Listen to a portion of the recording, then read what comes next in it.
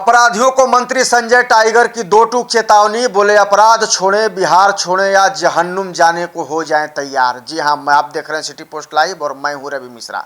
बिहार सरकार के उच्च शिक्षा एवं विधि विभाग मंत्री संजय टाइगर ने राज्य की कानून व्यवस्था, विपक्ष की भूमिका, पेट्रोल डीजल संकट और सरकार की जन कल्याणकारी योजनाओं को लेकर बड़ा बयान दिया है। कैमूर जिले के मोहनिया शहर स्थित पनास होटल में आयोजित प्रेस वार्ता के दौरान मंत्री ने साफ शब्दों में कहा कि बिहार में अपराध और भ्रष्टाचार के लिए अब कोई जगह नहीं है। उन्होंने अपराधियों को कड़ी चेतावनी देते हुए कहा है कि अब उनके सामने केवल 3 ही रास्ते बचे हैं: अपराध छोड़ दें, बिहार छोड़ दें या फिर जहन्नुम जाने के लिए तैयार रहें।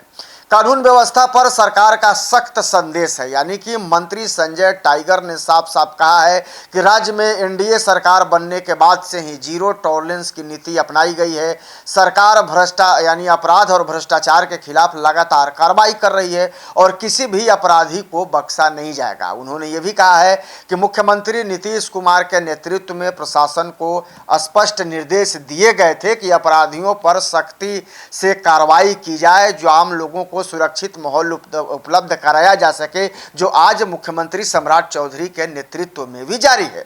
उन्होंने यह भी दावा किया कि बिहार में कानून व्यवस्था पहले की तुलना में काफी मजबूत हुई है और अपराधियों में सरकार का डर साफ तौर पर दिखाई दे रहा है। मंत्री ने यह भी कहा है कि लोग अभी भी अपराध की दुनिया में सक्रिय हैं, उन्हें जल्द ही कानून के दायरे में लाया जाएगा। तेजस्वी यादव पर भी उन्होंने हमला बोला है। प्रेस वार्ता के दौरान मंत्री संजय टाइगर ने नेता प्रतिपक्ष तेजस्वी प्रसाद यादव पर भी जमकर निशाना साधा। उन्होंने तेजस्वी यादव को विफल नेता प्रतिपक्ष बताते हुए कहा कि जनता के मुद्दों को उठाने में असफल रहे हैं। मंत्री ने यह भी आरोप लगाया है कि जब बिहार के महत्वपूर्ण मुद्दों पर चर्चा हो रही होती है तब तेजस्वी यादव विदेश यात्रा में व्यस्त रहते हैं। उन्होंने कहा कि एक जिम्मेदार विपक्ष की भूमिका निभाने के बजाय तेजस्वी केवल राजनीतिक बयानबाजी तक ही सीमित रह गए हैं। बजट सत्रों से अनुपस्थित रहने और को लेकर भी मंत्री ने सवाल खड़े किए हैं। उन्होंने तंज कसते हुए कहा है कि इंसान को अपनी साइज के हिसाब से सपने देखना चाहिए, क्योंकि विपक्ष के पास नेता प्रतिपक्ष का दर्जा बनाए रखने लायक पर्याप्त विधायक भी नहीं है। तो मंत्री संजय टाइगर ने विपक्ष की नेता यानी कि नेता प्रतिपक्ष पर बहुत बड़ा हमला बोला है। मंत्री ने कहा है कि बिहार की जनता अब विकास और स्थिरता चाहती है, जबकि विपक्ष केवल भ्रम फैलाने की राजनीति कर रहा है। उन्होंने दावा किया है कि आगामी समय में भी जनता एनडीए सरकार पर भरोसा बनाए रखेगी। और इधर पेट्रोल डीजल संकट पर भी मंत्री ने अपना रुख स्पष्ट किया है। पेट्रोल और डीजल की बढ़ती कीमतों तथा किल्लत के सवाल पर मंत्री संजय टाइगर ने वैश्विक परिस्थितियों को जिम्मेदार ठहराया। उन्होंने कहा कि आज दुनिया पूरी तरह से भूमंडलीकरण के दौर में है और किसी भी देश में होने वाली हलचल का असर दूसरे देशों पर भी पड़ता है। उन्होंने ये भी कहा है कि भारत अपने कच्चे तेल की ज़रूरतों का लगभग 80 से 90% हिस्सा आयात करता है। ऐसे में अंतर्राष्ट्रीय स्तर पर तनाव बढ़ने का सीधा असर देश के बाजार पर पड़ता है। मंत्री ने अमेरिका और इराक के बीच जारी तनाव का उल्लेख करते हुए कहा है कि इससे तेल आपूर्ति प्रभावित हुई है, जिसके कारण कीमतों पर दबाव बना हुआ है।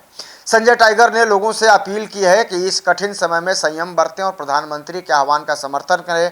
उन्होंने ये भी कहा है कि जनता को डीजल और पेट्रोल की सीमित उपयोग करना चाहिए तथा इलेक्ट्रॉनिक और सार्वजनिक वाहनों की प्राथमिकता देनी चाहिए।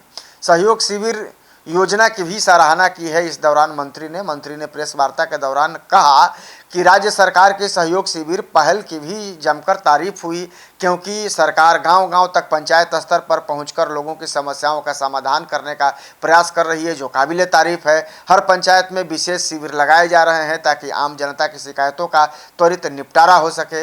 मंत्री ने यह भी कहा कि मुख्यमंत्री नीतीश कुमार ने अधिकारियों को साफ निर्देश दिए थे कि किसी भी जन शिकायतों को लंबित न रखा जाए। यदि किसी पर लापरवाही पाई जाती है तो संबंधित अधिकारी के खिलाफ सख्त कार्रवाई की जाएगी।